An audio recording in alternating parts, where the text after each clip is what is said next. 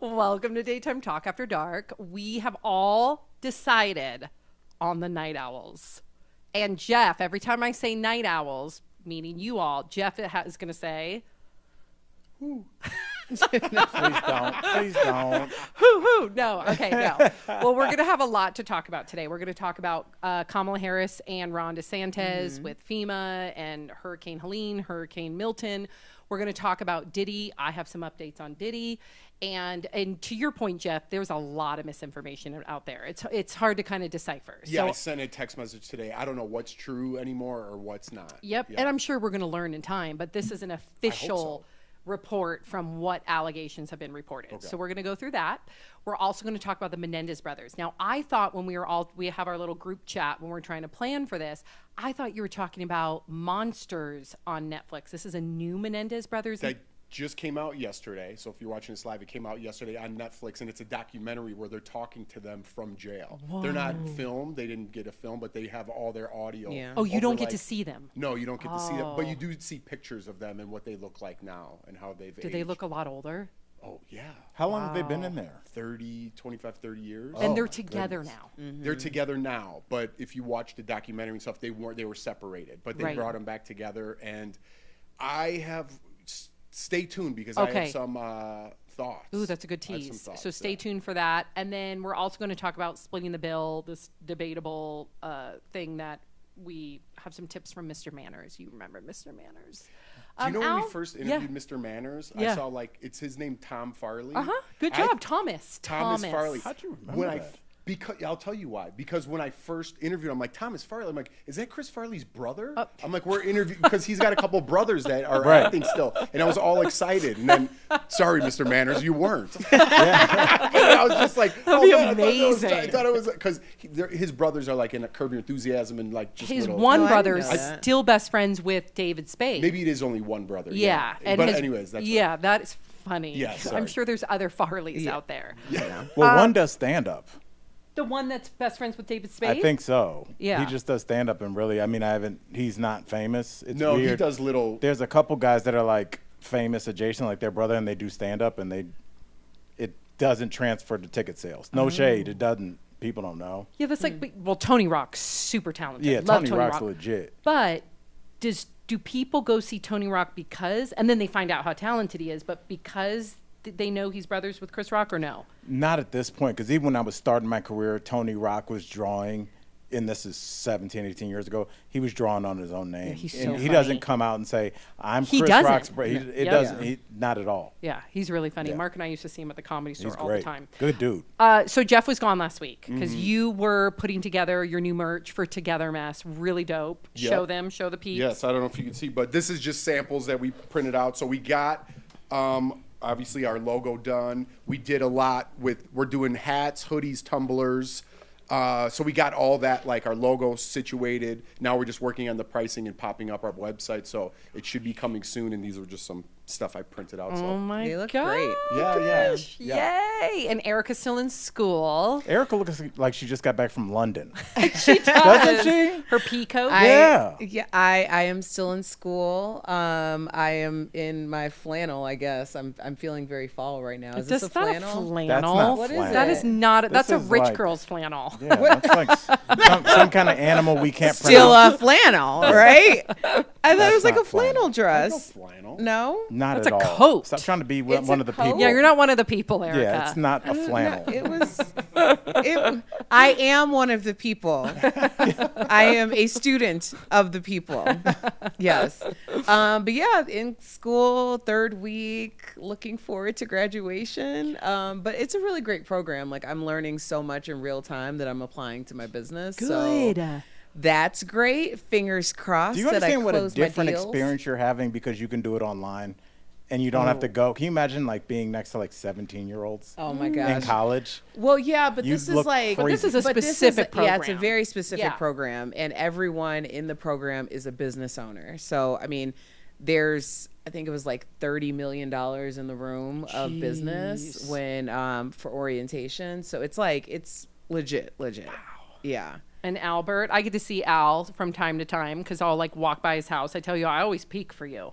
Right. I always do a little peek. And then I ran into Al the other day. You overheard me calling for the cat. Well, no, it was so weird. I parked on the street instead of in the garage, and our group text went off, so I was responding to something Sam said, and I see Sam walking down the sidewalk, kind of doing her neck like this and looking, and I was like, what is she looking for? I get out, and I go, Sam, I'm texting you right now, and she goes, there's a cat out there on the loose, and I'm worried about it. I was worried about it. And she was looking for this cat, and it was just like to see her in a real, like you love animals so much that it was like, that's all you were focused on. Even a friend of yours calling your name. No, I sat down with you. And yes, after you saw me, and I had a lavender scone for you. You did. But I took it with me on accident. Yes, you did. As you Horrible. Do you want to have this? Especially, she's allergic to lavender. Can I get? I don't mind. It's not. No, I guess I shouldn't say. Isn't it? What? Yeah. Okay. I'll say. A friend of mine was doing a gig with Tracy Morgan like 15 years ago, and he said that they were in Kansas City, and he had worked the whole weekend with Tracy, and they were going to go out that night. And so he said Tracy just comes up to him, and he's got like some random girl on his back, the way you would have like Leighton or Lawson on your back. And he said he never addressed her. Never said like, oh, look at this. He just talk, and Tracy goes, do you want to go out with us tonight? And he was like, yeah, sure. And he goes, well, you can't. And then just walked away. And they did not go out. What did that have to do with lavender scone? Well, because she was like, would you like this scone? Well, you can't have it. No, I never said you can't have it. I accidentally Way to took loop it. that back. Yeah, Yeah. that didn't. That was. That was a my perfect gosh. analogy. You just mad 'cause I don't connected think it was two anywhere near. Wonderful. No. Yeah, That was this apples one's and- uppity because she just got back from London. That was apples and Yeah. oranges. Erica, you want to kick off our first topic? Oh, This is our first uppity from London. Yeah. You want to kick off our first topic, girl? This is I an know important this black one. man did not sit on this platform and call me uppity. I mean, Would highfalutin, Okay. highfalutin be better? Remember? highfalutin. Highfalutin. I don't even know what that means. That's a highfalutin. black people term. All highfalutin in this house. Yeah. Yeah, or take- sedity. Yes. Yeah. Sedity. It's just like you're better, like you're too good. Like, oh, you see Erica didn't want to use our silverware, and oh, so did he now? Okay. But now it's got a whole different meaning. Yeah. Oh yes. Yeah. Did he? Oh, Oh yeah. yeah. Well, that's yeah. the next story. That is There the you next go. story. So, okay, this has been all over today because obviously we're still sending our resources and our thoughts and prayers. I hate saying that, but we are for all of the victims of the hurricane. It's on top of mind for a lot of people. So many people have been affected. And if you can donate, if you can donate blood, if you can donate money, if you can donate anything, please reach out, make your donations because there are so many Americans who need it right now. But obviously, as anything in this country, it's turned very political. And today, the secretary or the press secretary, Jean-Pierre, basically was fielding questions. And the question came up, is DeSantis skirting a meeting or talking to Kamala Harris? And apparently, Kamala Harris reached out and they were told that they weren't answering the call because he felt like, or the office felt like, it was political. Now, I don't know what's political in this situation because you have American citizens Lives. who are in danger and jeopardy. People are in desperate need of the basic necessities. But DeSantis's camp is saying that he didn't know anything about it, but it does beg the question, like, when do we put politics aside in order to do what's right for our American citizens? That's the question. That's an easy question. We don't. It's always when did that politics over change? people. When do you think that changed? Or Did it never change? when I think that there started to become such hardened blocks of voters, when it's like, I vote this way no matter what. I vote this way no matter what. The only way that you can sadly lose those people is if you work with the other side. There was a reason that immigration bill was dead on arrival, even though there was bipartisan agreement for the first time maybe in the last 4 years. That immigration bill had to die so we could get the "they're eating cats" story. Then, like, there's a reason we're talking about immigration now, because that's what they were going to run on. It would be counterintuitive for DeSantis to do anything but lock in that I don't mess with Democrats, because sadly, he would rather have his people suffer, not that he cares, than have somebody run against him in the next race he has and say, oh, really? Well, your opponent, Erica Cobb, said that you were working with the Democrats. Here's the footage of you doing that. That'll lose him voters. So what incentive does he have? Because this won't lose him voters, sadly. I know, but I think more and more people, and I hear you, and sadly I do agree with you, but I do think more and more people are reaching towards the middle, meaning they want to see people reach across the aisle, whether that's authentic or not. I mean, even we have a congressional debate here, in Colorado tonight. And both of the Republican nominee and the Democratic nominee are both starting to, one is far left and one is far right. And they're both kind of like pulling back a little bit on both of their stances so they can reach the middle.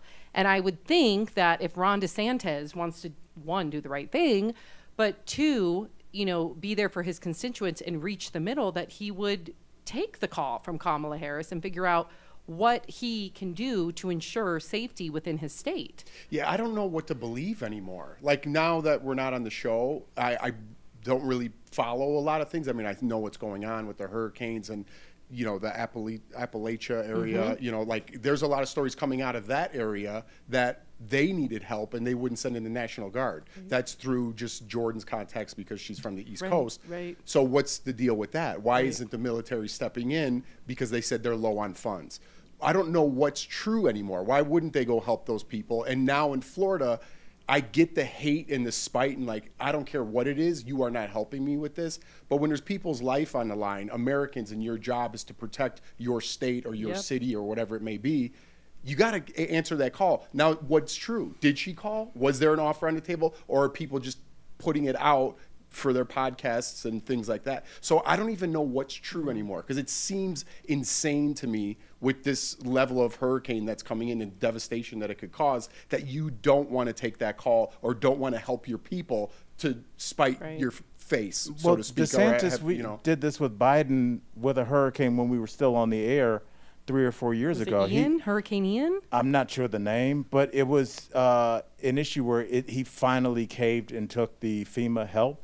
And had it declared a national disaster, but he does not work with Democrats in any way. And Jeff, my logic with did Kamala call is, I'm going to use the exact same logic that I am with Ron DeSantis. Forget like how they are emotionally or whatever. It would behoove her to call because she's running for president. If that got out that she never made a phone call for the state of Florida, that would really look bad for her. So she probably did call, one, because I hope she's human, which we all are in this room, but we're not politicians for that reason. But two, it would behoove her to do it because it's important for her running to show that I take care of all states, even states like Florida that trend red. So I would think it would be insane for her not to call. I would be shocked. But what's her could she get it done, is what I'm saying. Is that like the Secretary of Defense? Is there another title that should be handling all that? Or is that? I think you call and you offer federal assistance. You call and offer FEMA, but the governor of that state, I think, has final call in terms of declaring it a national disaster. And when you declare something a national disaster, that then releases and allocates funds that the federal has to give to your state. Right. I'm just confused because again, I don't know what the stories are, what the truth, I should say, is. When that happened in Appalachia, they couldn't get it. And people were offering, again, this is stories through Jordan's, again.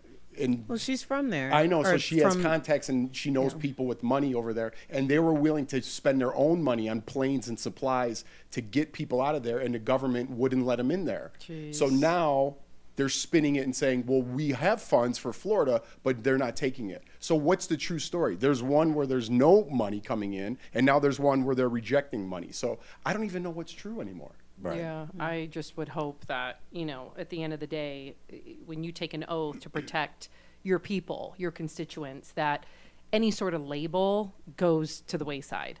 So I don't know. And also, we do have an example of this with George Bush and how he handled New Orleans. That sunk his campaign. He was done after that. So, I mean, I think all politicians do see that and saw what that did to him nationally. I mean, it was a different time. but he handled that circling New Orleans as it just one of a huge American city fell into the sea. So I think a lot of people took that lesson that George Bush gave a lot of politicians, like, handle your business, bruh. I sure hope so. Do we want to talk Diddy? Or is there more on this? No, let's talk Diddy. Speaking of not knowing Yeah, the let's truth talk about Diddy anything. before someone has an aneurysm in this chat. Oh, what are they Oh, saying? you going off? Oh, tell me. Yeah, apparently Bonnie feels that we have not changed. That's the whole point, Bonnie. It's the same show, more flavor. A lot of people are just saying that Julia says, I have friends that are en route to get out of Tampa. A lot of people that's the thing. It's like, obviously people are going to hear and believe what they want to hear and believe. But love for one another, 1999 says, I cannot wait to stop hearing this one-sided convo all the time. Some people do not agree with you. We need to unite and stop with all the hate. There is so much that divides us. Let's get along. I think that's our underlying message. I really that do. was the whole point. Yeah. Honestly, Yeah, was the fact, like, the question was, when are we going to become a country that puts our people first? And by our people, I mean American citizens. Right. At this point, it's like when people are stuck or in horrible situations like people have found themselves in now, no one cares how you're voting. It's a matter of making sure that you're safe. Right. It's a matter, like, when I donate blood, please donate blood, especially if you're someone who has blood that you're a carrier. I'm a carrier of sickle cell. That blood is in very short supply. Things that are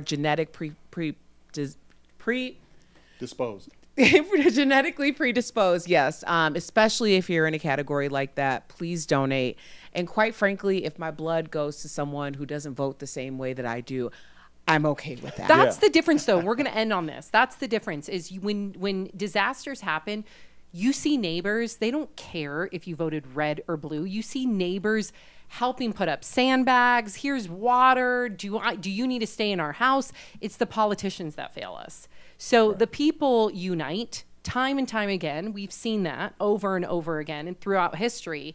And I feel like a lot of the politicians are always respecting their strategy and their mind. And I just hope that we can get away from that. So we're actually all about the unity.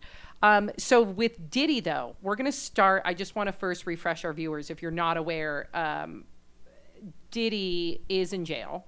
And the district attorney in New York continuously rejects his bond. Even his own attorney, Diddy's attorney, was like, what about 50 million? Nope, not even 50 million. So on September 17th, we're just backing up to fill you up. A federal court in Manhattan unsealed the charges, which we talked about already, right? That was the racketeering, the sex trafficking, transportation to engage in prostitution, and also the allegations of abuse, coercion, to fulfill sexual desires and to protect his reputation and conceal his conduct. So that is the allegations, and this is coming from the Manhattan charges that were unsealed on September 17th. Now, here's some of the updates, okay? So number one, do you all know who he's rooming with? No. So is it SBF? Yes. Sam Bankman-Fried? Yes. Do you know who that is? Oh, is that the... I do know that. Yes, name. that's the crypto guy. Yep, the Right. very disgraced with former the crazy hair. Yes. built cryptocurrency billionaire. So that is who Diddy is sharing a cell with. So he's sharing a cell with Sam Bankman-Fried. Yes. And this is at the Metropolitan Detention Center. And the crypto guy is carrying out a 25-year sentence. Right. So The judge threw the book at him. He had violated a ton of... It was conspiracy, fraud, laundering, all kinds of stuff. So that's who Diddy is rooming with. And then, or sharing a cell with, I should say. Rooming. Yeah, not rooming. And then the other new allegation that came out last week was Houston-based lawyer Tony Busby said he's representing 120 accusers. 120, some allegedly as young as 6. And he is representing all 120 of them. And he claims he's got all the receipts, the videos, the texts, all of it. He's also claiming that we are going to hear about who else was in the room. Well, Busby's been buzzing a lot. Okay, tell me about Busby. Really What do you know quickly, about Erica, Busby? is he the same lawyer for the accusers of the Cleveland Browns quarterback Deshaun Watson? I have no idea. I think he is. I don't know. I think he represents them as well. You'll have to Google that. I just know that Busby has been speaking a lot. A lot of attorneys have been speaking a lot, and I don't know what to make of that. Right. Busby was also quoted as saying that some other very famous high-profile people have already started to do settlements with alleged victims in order to keep their names out of it. So, like Jeff said, it's very difficult to know like what to believe and what not to believe. Generally, when you put things out there or you hear from an attorney for high profile cases, it's because they're trying to influence the jury pool. But this seems like there's stuff coming out from so many different, it's not even just Diddy as a defendant. It's all of these unknown high John profile Does people. or Jane Does. Yeah. And according to Busby, is that his name, Busby? Yes. According to Busby, also, he will not only name who was in the room, he claims he already knows who's in the room based on interviewing each victim. And I just say that in quotes only because this is still an ongoing investigation. But he claims he interviewed them independently, and they all repeated the same kind of story, and the same names kept being brought up. So we'll find out. He claims he will release that regardless. So we'll find out in the coming months whether or not which high profile people are allegedly involved. And he also claims that when he has his list of 120, this is the attorney, his 120 clients, that half of them are men or boys. And, and then Wendy Williams gets brought into this, because Wendy went on, was it Charlemagne? Was she with Charlemagne when she told him that on the Breakfast Club?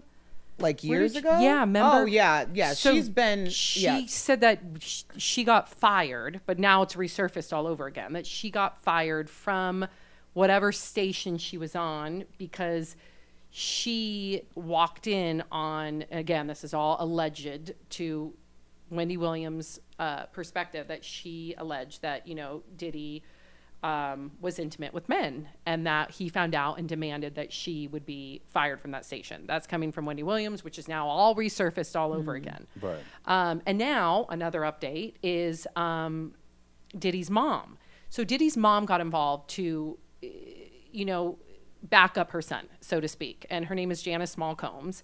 But here's where it gets a little, where people are picking apart her statement. So, of course, she's saying, this is a witch hunt against my son. But then she did say, and this is where people are picking it apart, she said, there are many individuals who have been wrongfully convicted due to their past actions and mistakes. And then she goes on to say that her son definitely made mistakes in the past. So it's a weird way to defend your son, because you're saying my son is innocent, my son wouldn't do this. But then she's also saying in the same statement, but a lot of people are now being convicted for what they used to do in the past. Well, I think she's trying to couch it because we've all seen the tape of him assaulting Cassie. So I think to come out and say my son is an angel and he would never do anything like this is it's counter to everything that we saw. Should she have not have said anything at all? Well, I think now people are picking this apart. Well, of course, something in the buttermilk ain't clean. Okay. Is that a saying? Yes. Yes, it is. Something in the buttermilk. Something in the buttermilk ain't clean. What does that mean? I'm telling you. I've never heard that. Can you drink buttermilk straight anyway? I didn't say you had to drink it, but you are consuming it in some capacity. I'm just simply saying so this is a woman, a mother, who, have whatever type of relationship you want to have with your child that isn't detrimental, to the child, right? Or some other things. But you see these videos and interviews surfacing of them where he's like, my mama, she comes to the strip club with me. She does this. She be at the parties. Like, mama, what were you doing? And honestly, it reminds me of some of the, you watch some of these shows where it's like the mom is the mom, but she's not really the mom. Oh, like Lindsay Lohan and her mom. I'm sorry. I always thought that was a weird relationship because they would come into the club when I used to work at the club. Well, the club together. is one thing. No, Erica, but they would like A freak party? no, but they were kicking it. They were kicking it, Erica. Yeah, well, I understand. Like, okay, so More than kicking it, Erica. Well, okay, more than kicking it. But they weren't running a brothel together. No, they were not you know, running like, a brothel. Yes, so they were not things running like a brothel. that where it's like, oh, so you're like, you and your mom are both doing the pimping, like type thing. So you know things like that happen. Right. And it just feels like The there might have buttermilk been ain't clean. something in the buttermilk ain't clean. Well, I think she approached it the only way you can is you have to kind of, that's every defense lawyer's platitude. It's pretty common. It's just like, my client is no angel, but what he did isn't illegal. You can say it's gross, you can say it's repugnant, but it's not illegal. And that's the way you kind of fertilize the ground for your defense because like you said, we've seen it. So you can't say he didn't do anything. Right. So you have to kind of say he's a dirtbag, but he's not an illegal I still dirtbag. think she shouldn't have said anything at all because now it's unleashing like a whole new thing on the internet. But should we talk about Menendez? Is that what's next, Peter? Menendez? Yeah, we can I do, talk have, about- so I do have one more question Yes, about the please. Diddy Yeah. thing. Yep. And I'd like to hear what the people in the chat have to Oh, say good. about it. Erica, you got the chat up? Get Oh, the chat yes. up, girl. While she's get getting the those. chat. Yeah. Mine is there's so many celebrities that are being thrown out there, right? Like who? I don't almost even know. I mean, allegedly, I don't know. I mean, I heard everybody say Ashton all of them? Kutcher Ashton is Kutcher guilty by alleged- association. Right, but then like specifically with Diddy, like allegedly Will Smith, allegedly the guy from Family Matters. Wait, Erica's allegedly making Meek crazy Mills. faces. I mean, I'm just throwing. Right. These are just names at the top of my head, and allegedly Justin Bieber and Usher. That's kind of where my algorithm goes because I'm a Bieber fan. Right. And they really broke it down, and this is what I'm like. I don't know what's real or not, but it makes me believe just like what I've been seeing, and like even the lyrics in Bieber songs, like if I didn't sign Yummy. that contract, like just so many, and that's what the internet does. I don't know if that's real or if Justin Bieber would ever come out and say this is the truth because he's embarrassed, but just like the Or he's worried about some other shift- repercussions. yeah, that shift in like his attitude, and I don't know. I just when something like that happens to you, I think it obviously it does something to your brain as well. But I don't know. That I was just so much stuff on Bieber. I just went down a rabbit hole, and now everything like makes sense, but I don't know if it's true. Well, and Have you seen the interview of him breaking down over trying to protect Billie Eilish? What? No. What? Yeah. Justin Bieber? Tell Yeah, us how, he's- when, what Justin happened? Bieber was, I mean, I don't know when this interview was, but he's basically talking about how, he wants to protect her at all costs, and he breaks down crying about like he doesn't want what happened to him in the industry to happen to anyone else. Oh, gosh, I just got And chills, full goosebumps. I mean, I think this is very difficult because you want to see a Diddy be brought to justice. But the issue here is that it is going to ruin so many victims as well. Like people, there's going to be no anonymity for them. Right. And if you're a victim of a heinous crime like that, you deserve to have your identity protected. Right. And I don't know if there's any way, if all of these things or even some of these things are true, that can happen. Right, especially because internet sleuths are on this, and that's alarming. Oh, for sure. That could be a good thing or a bad thing. Well, my question was, and Erica, I'd like to know what you were reading to make those faces. They were very funny. My thought is, I haven't been following this as much, so I don't know the celebrities that are potentially involved in this. There's a lot. Yeah. And so they're supposed to be top tier A-list, according to Busby, the attorney. Well, I mean, Cat Williams came out and said a lot of them as well. Cat Williams He did? said in 2024 everybody was going to be exposed. I watched that interview from top to bottom. I was in Maui. What? And wait, I watched that all 3 hours of that interview. With Shannon Sharp. Yeah. Who was he talking about, though? Everybody, but Diddy was in there. Yeah, oh, yeah. Yeah. Oh, yeah. It was January this year. He said 2024 is the year everything's getting exposed. How does he know this? Because apparently he's a prophet, Sam.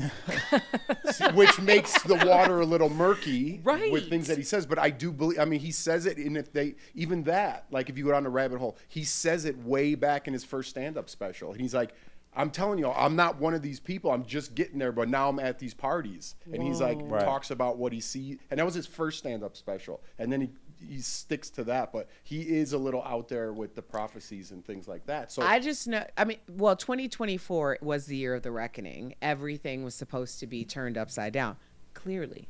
Yeah. But yeah, everything is. was turned Yep. upside down. And that was an interview that received, I mean, it had the most views like on a single day on YouTube or something like that. And people had a lot to say about it. But at the end of the day, a lot of that was true. Ooh. Okay. Okay, what's the people saying? The night owls. So let me find, I'm trying to find the one that I saw this and I was like, oh Lord. Well, while you're looking for, I'll just pose this question quickly. This is all also, we're going to see a lot of credible accusations, and those people should be brought to justice, however the justice system sees fit. But this also does provide very fertile ground for extortion. Yeah. Because if you Both can be weren't true. there, Both can be true. all I have to do is just say your name. If you were like, I was in Russia that year, doesn't matter. By the time your name is goes around Google a couple million times,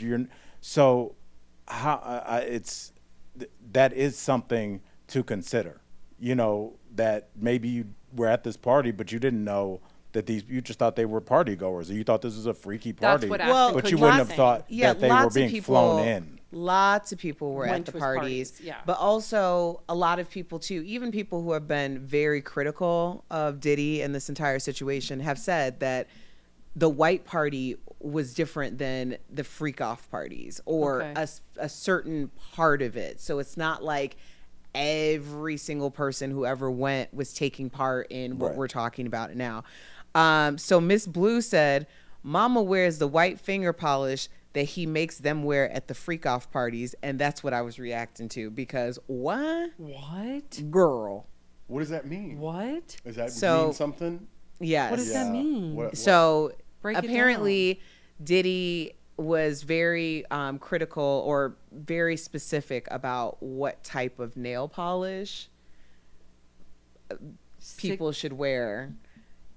That he was going to have sex with, you mean? Yeah, and because it highlights, there was a reason because it Okay. highlights what they Wow. might be doing. Oh my god. Oh, like a level of some entrance to something else? No. No, I like think when it's dark, you yeah. can find where your finger is and Right. where it's going.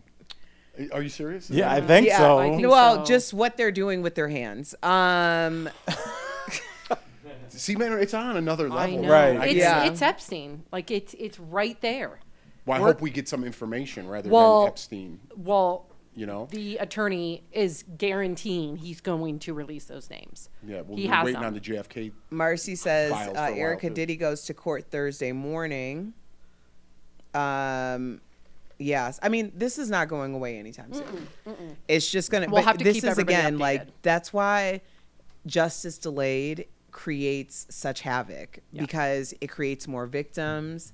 It creates the ability for this thing to like span out. That's just if you do something like just tell and get them busted right away. Seriously, Like, I know. I'm telling you. Yeah. Like had he been busted the first time, Right. then he wouldn't be looking at life. Exactly. And Good I'm not point. trying to, defend him. No, I'm just saying he it's wouldn't be true. looking at life because there'd be less victims and somebody would have stopped his. But Yeah, but yes, yeah, we. I still think you could say ass. Yes, I think we're okay. Stop this. It's a donkey. We're talking about way worse stuff. We're like, ass? I Talk mean, about fingers that Oh go my down. gosh. Yeah. I think we're okay.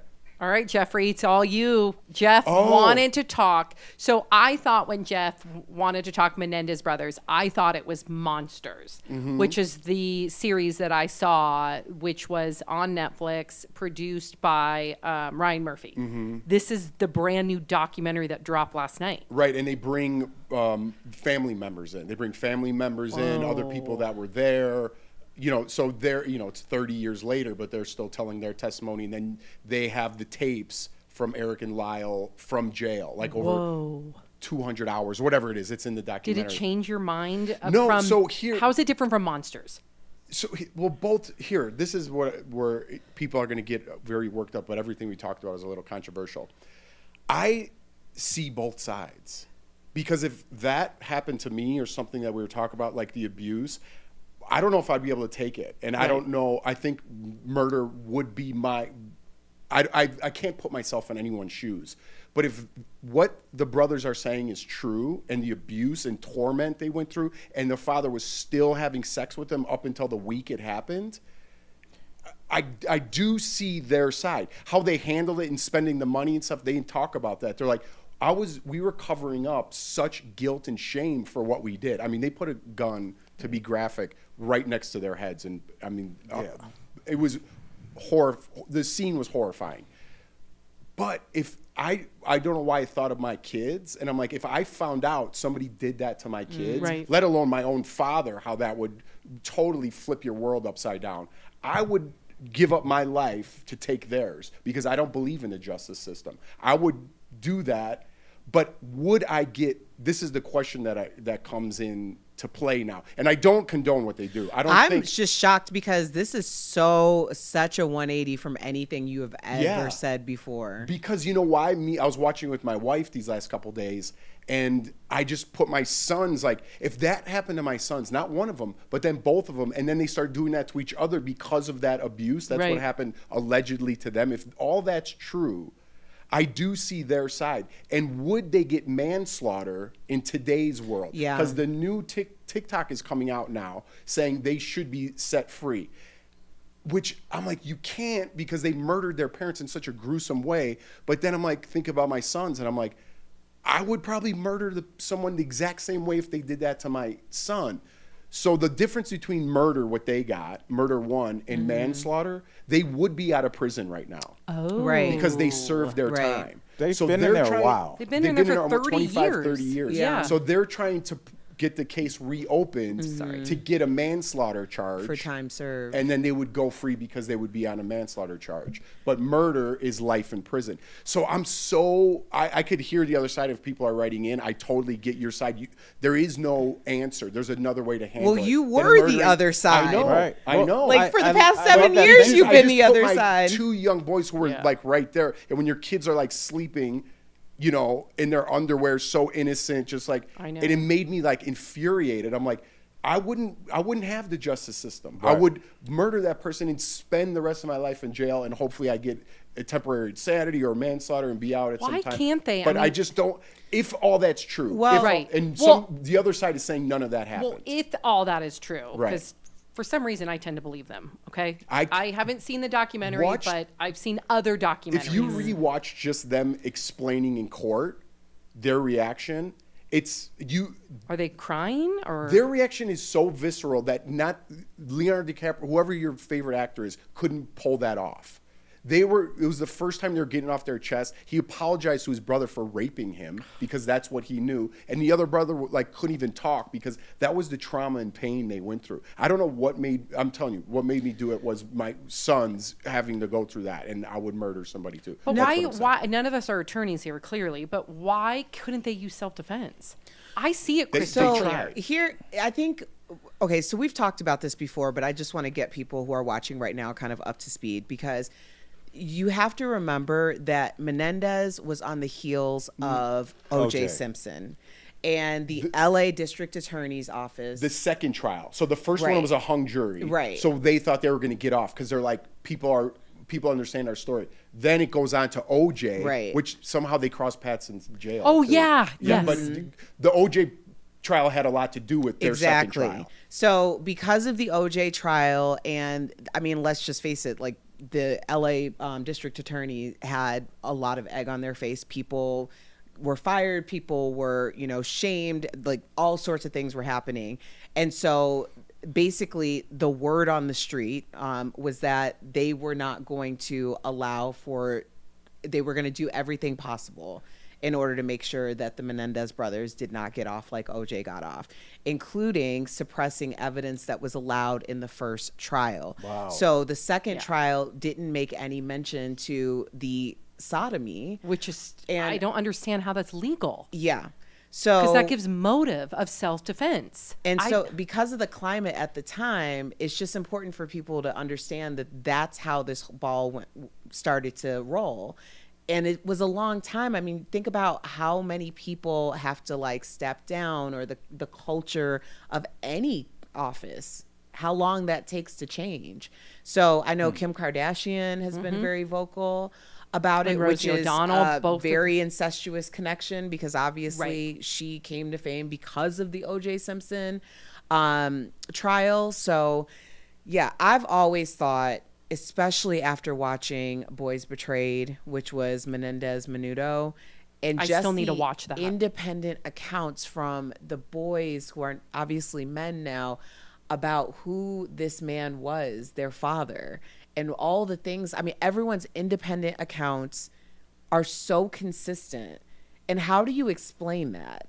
Like, everybody has the same story all these years later, and it's documented as such. Right. So, yeah, I've always thought that they should at least get another trial, and that it should be manslaughter. I think so, too. Some of the details too, which, if you guys don't know, like, would really put you over the edge. I think I mentioned it last time we were here, but like putting cinnamon in the dad's food, I know. so the sperm tastes a little better, because, you know, like stuff like that, man. It's like, it's come on, where we don't- you not see the other side Right. to that? Yeah. Again, blowing someone's head off is not the answer if you are on that But you side. can I totally understand get it. But if you, I just put my sons in there, and I it's know. like, they're. That, What did some of the family sorry. members say? Like, did anybody say anything in the new documentary that helps corroborate what the Well, brothers are saying? One of the cousins talks in the documentary, and the oldest brother, when it started happening, did you watch the documentary? I didn't watch this one, but I... He finally opened up, and the father just like brainwashed them. This is our secret, and you don't tell anybody, and this is our time. And he brainwashed them so much that the younger brother wouldn't change it, because that was the only time he got love from his father. Yeah. Was during that. And so the cousin, and again, I don't mean to be graphic here. It's just I This just happened. We watched need it. to discuss this. It's real. Because Yeah. it happened. The cousin, the younger one, or the older one, I believe Lyle, told the cousin, "This is happening to me." And he's like, "What do you mean?" And like showed her, because he was young, like fondling, and I fondled him. And she immediately went and told the mom. And the mom goes, that's not what you think it is. It's discipline, and you don't know what you're talking about, and this never happened. And she goes, nobody ever mentioned it again. Not one person. And then the father went and took the son and brought him upstairs to his room, and I think did what he did. And they never talked about it again. And the mom knew, supposedly. So how much hatred do you have towards someone that this horrible thing is happening to me, and you're not doing anything, and you know about this? But it was like such a different time on the planet in terms of the idea of sodomy even being discussed in a courtroom was something that they were having issues with. The idea of incest and men being raped, and like, can that even happen, was not a conversation that was in the public zeitgeist. So we have to remember when we're looking if at it was these two stories, girls, it would have been much different. It's no different. maybe I think I would hope it would be. I think, maybe you have to.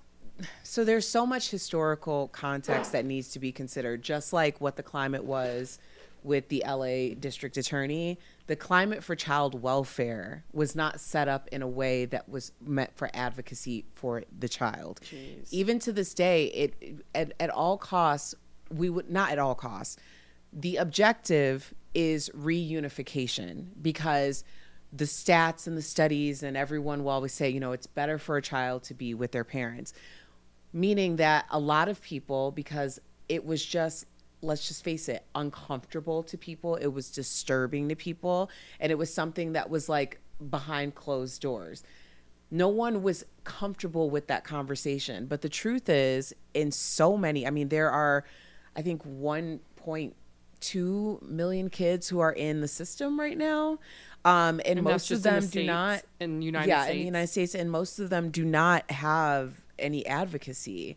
And what you have to understand is, like, when a child is subjected to sexual trauma very young, it becomes a part of their norm. So, and then offended can become offenders. Yes. That's the reason why you're having that conversation between the Menendez brothers. And they are victims because they are children who are acting out something that they do not understand. It's the case for why a lot of children or a lot of siblings have to be separated. which is just it's sad and it's very unfortunate, but these are conversations that we just started having. And honestly, going through the child welfare system myself in terms of becoming a court-appointed special advocate, so much of this is like, I mean, it's uncomfortable to me, but it's something that I'm very aware of, because that's how you advocate for a child, if you understand what they've gone through. Very different than what you've experienced. And it makes, it's also going to be for a lot of our night owls. I know it was for myself this week. You start thinking back to your past experiences. And as a middle school teacher, I was just thinking about, it's such a crazy age, because you have like 6th graders are like kids. They're closer to like Sophie. They're like kids. An 8th grader could theoretically have like a mustache, like, and be taller than me. And so it's this weird confluence of ages in one block of people. And I taught for 5 years, and I thought about, like, not a lot, but definitely a few of my female students that like came back from the summer and they were different, and like, it just, looking back on it, because, kids, I was a younger teacher, so kids would be, like Erica would be in my classroom, like, Mr. Jackson, Sam is weird now. And I'd be like, what? But you're hearing these conversations from 12-year-olds, but they're like, that's not the girl that left us at the end of the year. And so, like, I'm going back through my mind thinking about all the young women that I had in my life, and all the kids that would just like want to eat lunch in my classroom, and like while I graded papers and I didn't get it, but like They you're felt going back, safe around yeah, you. and it's just like this thing where you're just like, I don't care, sit down. But like it was so much deeper. And so, Jeff, to put a pin on this conversation, I think you are changing. As Eric was saying, you've been one way I think maybe you represent society where the idea of, no different than that narrative about that old lady that spilled hot coffee on herself, and they were like, hey, you $3 million for not putting the lid on, and then we realized it was scalding hot and it melted the seatbelt to her. As we get more information, we process that, and we see people as human beings. And so the story of like these poor little rich kids just killed their parents because they were bored and spoiled, that worked in 1988. Now people are like, no human being doesn't would do add that. up, right. So explain how we got here rather than they're rich. Yeah, if you take, it just, I get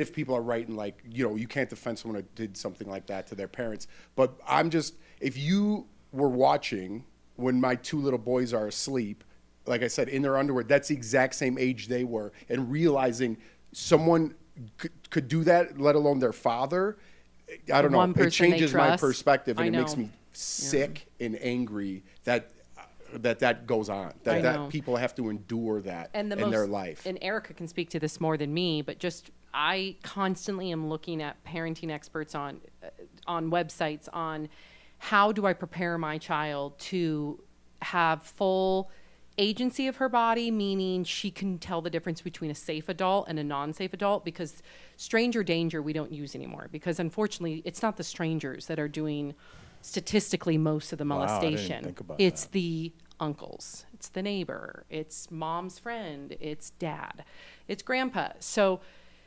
that's why now parenting experts don't even like to say stranger danger, because the reality is you need to get your kids comfortable with no means no at an early age, because if uncle comes in, so to speak, generally speaking, and you're pushing, Sophie, make sure you give uncle a hug. Oh, Sophie, you're being rude to uncle. Like, you're automatically setting them up to not, and I get it. Like, I'm so trained to be polite and all those things, and I'm still learning. Like, if Sophie doesn't say thank you, I'm really quick to be like, Sophie, say thank you. And I know there's like a time and a place, and you use discernment, but you also need to trust that if you can model to your kid that you believe them when they're uncomfortable, and that can create trust in their intuition, number one, which a lot of kids are taught not to trust their intuition by weird psychological, just societal norms like I grew up with.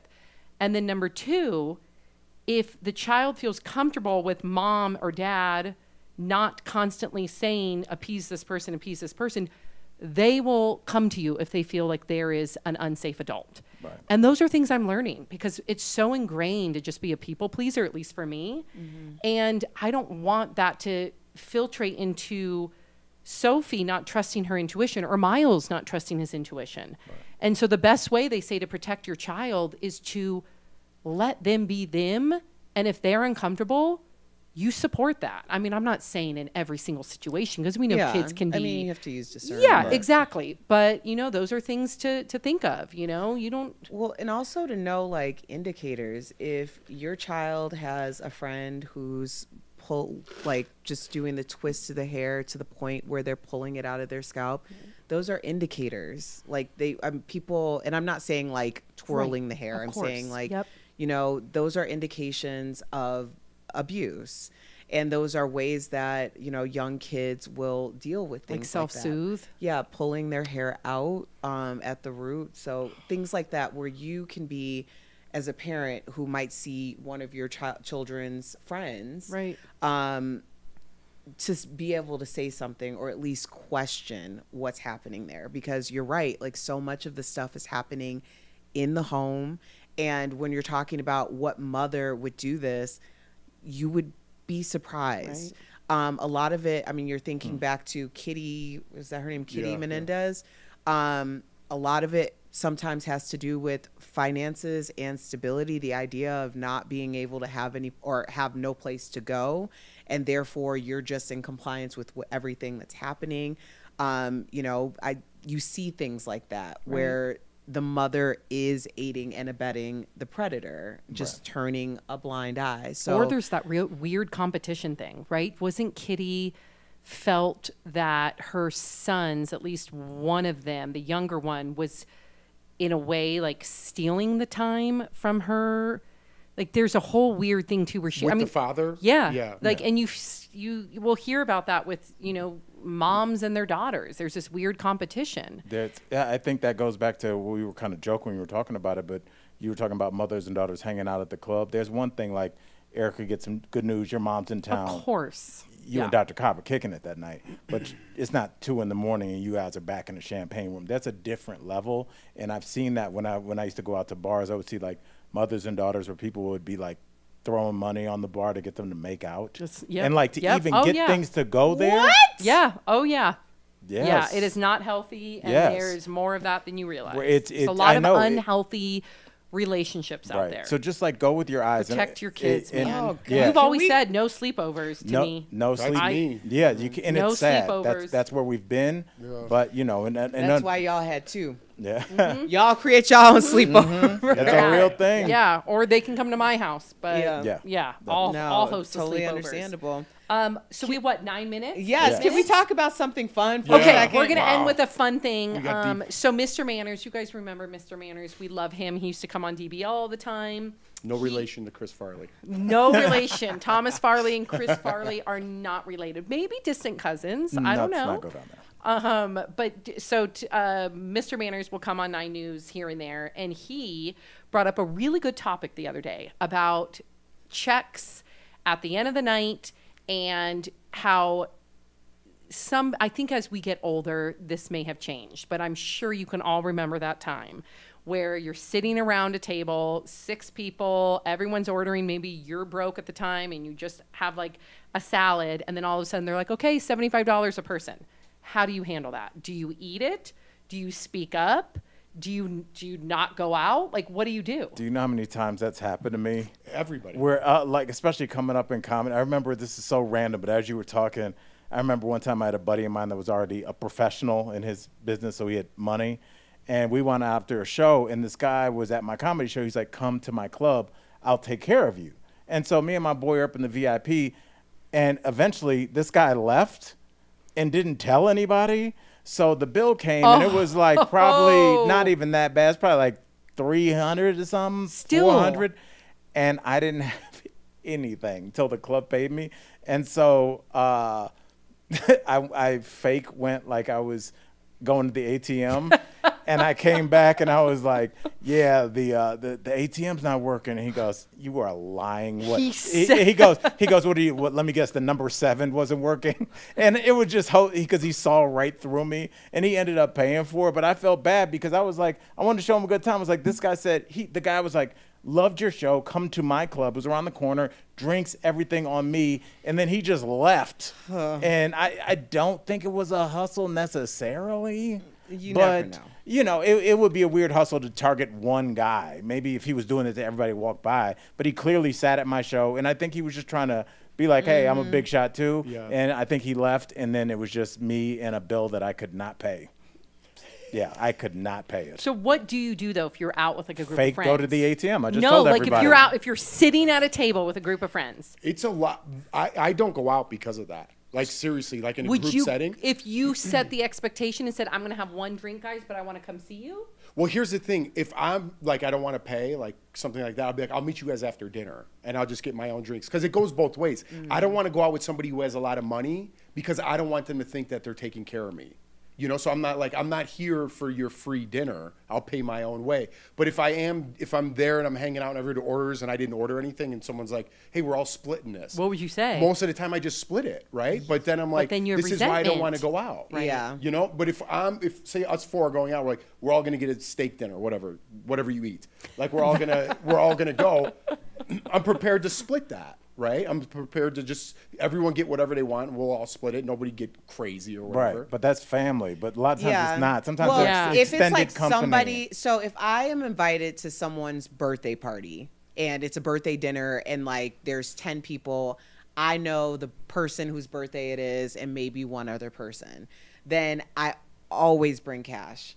And I always pay enough to take care of not only what I ordered, but I will also pay for the birthday person's order. So when I put the cash on the table, everybody knows that that's it. Like you're not getting anything else from me. Erica's so rad. She's good at it, though. It's just straight up, this is what it is. Or if it's cash, or I'll go to the waiter and be like, hey, I'm taking care of these 2, and I'll just pay directly. Great.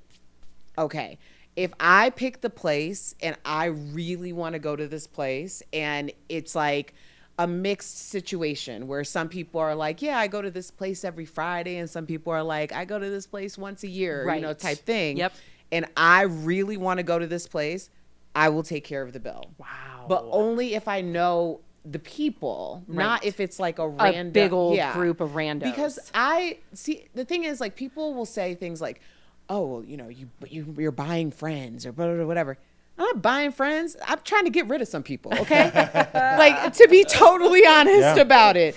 It has nothing to do with that. Coming up in Chicago and, like, just the industry in general, that's how I came up. Like, if I had a friend who was like, hey, I want to go out to this place or whatever, I got to go to so many different experiences because someone valued my company. Right. So when I do that, it's not because I'm trying to get people to like me. It's because I value their company and I want to eat here and I want you there with me. Yeah. So I think it's always like when you're in that group of like 10 to 12 people and they're not all your friends, that's where I get sticky in a situation. If I'm having a hard time, I've been out to dinner with Erica or Tori and I'm like, okay, I can only do 2 drinks tonight or whatever it may be. And I set that expectation right away because Erica and whoever may be are my family. So I feel comfortable saying that. I have been in a situation kind of recent, like 3 years ago when I went to New York. It was that same restaurant, remember, where I saw Kanye and Kim. Oh, yeah. And I went out with someone who was very affluent and all her friends were there. And Mark and I knew we would not be able to, we didn't want to spend $500. Like we just didn't. So we actually ate lunch first at like a random little like veggie burger stand in New York City, spent like $12, sat down and we set it at the table. We're like, no, we just ate lunch. We'll just have like, a drink. Well, Bill came around and homegirl who decided to, not my homegirl, but decided to rally up the bill. I'm still angry about this, that I didn't have the balls to say something. She was $250 a person. Oh. And you paid? And I paid. Yeah. See, I wouldn't. I know. And I'm still angry about it. What? I'm still angry about it. No, I did. I know. I'm still angry. But how dare she? Like, Because I set the expectation. I set the expectation from the get-go. You didn't see me and Mark eating. they didn't care. Yeah, but you got to say that. Nah. There is no way. And I'm they're still mad. affluent. I'm Well, so sorry. Yeah, I know. I'm so sorry. I know, Erica. That's I know. embarrassing. Yeah. Okay? To say like, oh, I got it like Yep. that. I'm so rich. Okay, let's split it 10 ways. Yeah. Hey, Richie Rich, pay for the bill. I know you picked the place. So Yes, Erica, we I did agree not with pick the you, place. Okay, but- final thought. We gotta Yeah, go. but like maybe do you think that it was intentional to watch her squirm? No, I think No, the other girl didn't I know think me. you insta got it like that, if you know what I mean. The other girl did not know me. Right, but I She think did not know me. the She probably other didn't even girl- hear me when I set the expectation. Really? Yeah. Well, She why didn't didn't know you? me. But I'm still how mad many I didn't say people- anything. How many people were there? 8. It was a round table. So 8. So 2 10. grand. Yeah. Oh yeah. at Okay, so least. 2 grand. Yeah. If you, Yeah. why are we here? I'm so sorry. I'm still mad. If it's 2 grand Yeah. for 8 people and this is your big idea, yeah. take out your big black Yeah. card. I could use that money right that now. code for just something? saying. That is a wrap We'll for leave it us. there. We love you guys. Make sure that you subscribe. Make sure that you like. You set that little alarm thing, and then we'll see you Friday, and then again on notifications, and then Yes. also on Tuesday. Bye, guys. Love you. Y'all.